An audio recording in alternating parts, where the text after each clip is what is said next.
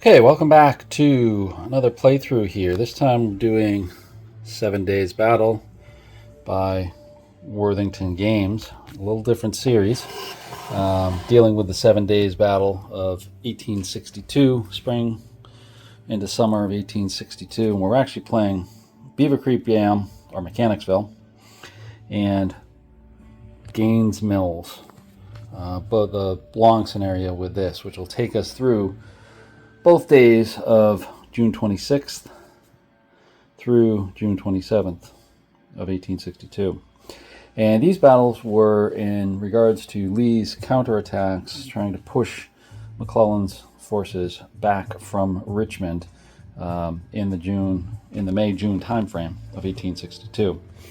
And what the general action was that Lee was going to attack the divided army of McClellan at Chickahominy Creek here in Virginia. That actually split the army. We had half the army above or north of the creek and half the army south of the creek. The creek was actually a little swollen due to rains, so consequently many of the bridges were out along the creek here, and it made it tough for the Union to actually maneuver a bit, as well as understand what was going to happen with the battle.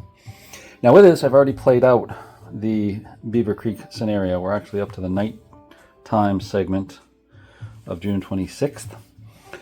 Basically what's happened was A.P. Hill entered here, attacked to the north. The Union were set up here, across Beaver Creek, in a nice defensive position, because this marsh area that you see in green right here provides quite a big defensive bonus for anyone on the other side of it firing into, as well as making it very tough to attack out of. So they had to find a way to do that. The way I did it, Hill attacking to the Union right. Once that occurred, then Longstreet and D.H. Hill come up and go for the center and to the left over here, the harder part. Because as I said, this whole area is kind of a big moat of sorts that made it tough for them to get across. But Hill was able to break through eventually. Heavy fighting over here, and that's where most of the casualties occurred, is up here to the north. You can see the Union is still in good steads, and so is A.P. Hill. Then in the center, we had Longstreet and D.H. Hill pushing for this right here, this mill. What is this here?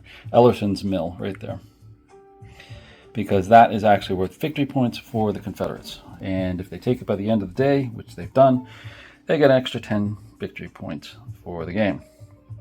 But it was not without heavy casualties for both sides there as well.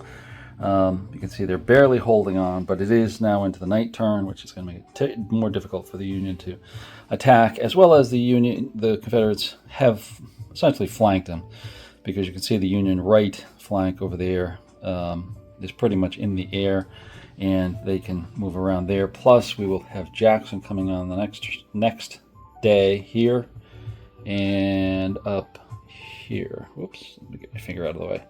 Right there. So they'll be flanked, so they're going to have to think about a different strategy for holding out, and they'll probably have to come back here into more of the Gaines Mills area, because that's where the next segment of victory points are going to be, in terms of hexes of here, as well as the bridges that I was mentioning about that are still open over here will be into the action. So we're going to probably set up some sort of defense in and around here in the woods, because the woods provide a bonus, or someplace here to try to prevent the Confederates from getting through. Confederates just going to keep attacking. It's just going to be attack to keep after them and try to break through their lines. Now, so far, as I said, there's heavy fighting. We wound up with casualty points, if you're familiar with the game, roughly 49 casualty points for the Confederates and 41 for the Union. So that's roughly close. And then if we add in the victory points for the mill, that adds a 10 points. So the Confederates have a slight lead at this point, but we've got a whole other day of action to go on, and that's going to be the part of my next video that I will show you with that, and show you what that's going to be, because that's going to be a long one. We're going to go through from turn 15 all the way to 30 for that particular one over here at Gaines Mills. So it's a fun game. Just to talk about the game a little bit, it's a very easy one. The units are brigades. Each one of these units are brigades or artillery. Brigade. I'll call them brigades. They're really not. They're really battalions or something like that.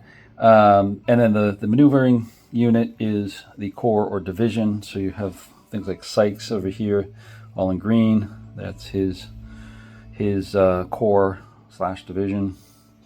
Then we have Porter, who's in command over here, the fifth corps. Excuse me, Sykes is division commander. Porter is corps commander.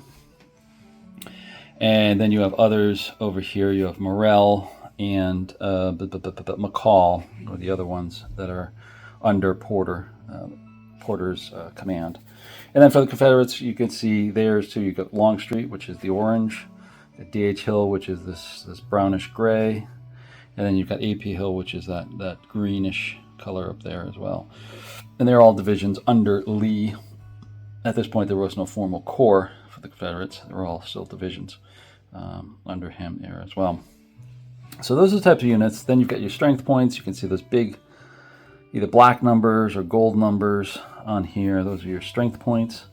Those are what is used to attack as well as to take casualties. We'll talk more about that in a more detailed playthrough of the turns, which I'll do as part of another segment. Then you've got your artillery, which has some effect there as well. There's a little bit of cavalry and things like that. But it's very much in the style of a blue and a gray type of situation where it's just rolling dice and checking numbers, seeing about retreating. Although it's a little bit different in terms of the combat and what you're achieving and how you achieve it within there. And again, I will talk about that in more detail as we go along here.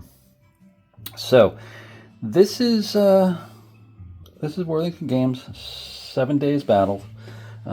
Quite interesting, quite fun. I'm finding it quite fun as a quick, simple game, quick play. For at least for me, I've played through this, I don't know, half dozen times or so. So I've got kind of good understanding of it. I've also made some slight modifications, just some tweaks that I like. I'll point those out as my detailed videos there as well.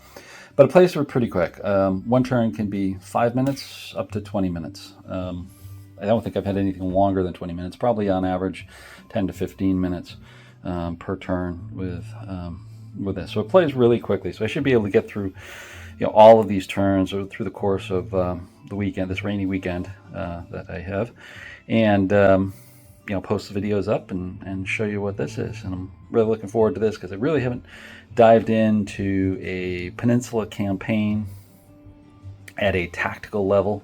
There's not much there for that. You've got great campaigns. Again, that's more of an operational level, but nothing really at this kind of tactical level I'd love to see. I'd love to see Great Battles or Blind Swords or Black Swan get into this as well. So many good points with this here as well, but we'll have to wait and see. For now, we've got this that we could play and kind of explore these two battles of Beaver Creek, Mechanicsville, and Gaines Mills as part of the June 1862 campaign. So hopefully you're liking this, and stay tuned for the next videos. Like I said, there'll be at least one on Gaines Mills, maybe two, and I'll also do a little bit of a detailed playthrough of a turn at some point here as well, and post that on here as well. So if you like it, please subscribe, follow me. I put these as playlists, so they're really easy to find. If you just go to my playlists, you'll find this one under the 7 days battles, and you'll be able to see the other ones as they come out there as well. So please like us, subscribe, and leave a comment. Always like to see the comments in terms of this. What do you think of this game if you've played this before? Too simple, too light, too complicated, too this, too that, too whatever. It's okay. That's fine. That's fine. Anything specific that I make a mistake on, of course, always tell me. But as I said, be prepared. I have made a few tweaks to this, and we'll see those in one of the next videos. So thanks for watching, and stay tuned for the next one.